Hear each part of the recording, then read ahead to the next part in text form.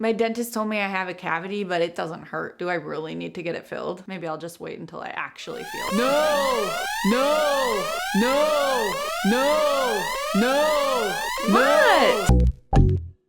Hi everyone, my name is Whitney and I'm a dental hygienist here to talk about why it is important to get a filling, even if your cavity doesn't hurt. And before we start, I will link my incipient decay video, which is the term for a pre-cavity. It might help to distinguish some of the words I'll use in this video, so if you want to watch, I'll link it in the description. So lots of people assume that pain or a toothache is the first sign of a cavity. However, it's not. Although some cavities can and eventually may cause pain or discomfort, you'll usually feel nothing at the start. And if you're not feeling anything, you haven't noticed any pain or discomfort, that's actually the best time to get your cavity filled, before it starts giving you problems, before you have any pain. Because if you wait until it hurts, much more involved procedures, not as simple as fillings, such as root canals and crowns, will often be needed. This is because cavities spread. They don't just stay there and hang out, they spread and cause bigger problems. A small, simple cavity, if left untreated, can turn into an abscessed tooth. Once a cavity breaks through your tooth enamel, the softer dentin layer underneath can decay at an even quicker pace. Under the dentin is the nerve of the tooth, and when your nerve is exposed to bacteria, it becomes inflamed, abscessed, and it starts to die. Once this happens, the only option to saving your tooth is to get a root canal, which is often followed by a crown, which gets expensive and time-consuming. Whereas a filling is overall affordable as compared to other dental work, and it can be done in one simple appointment. Super time-saving. Another thing that can happen if you wait too long to get your cavity treated with a filling is that the tooth can break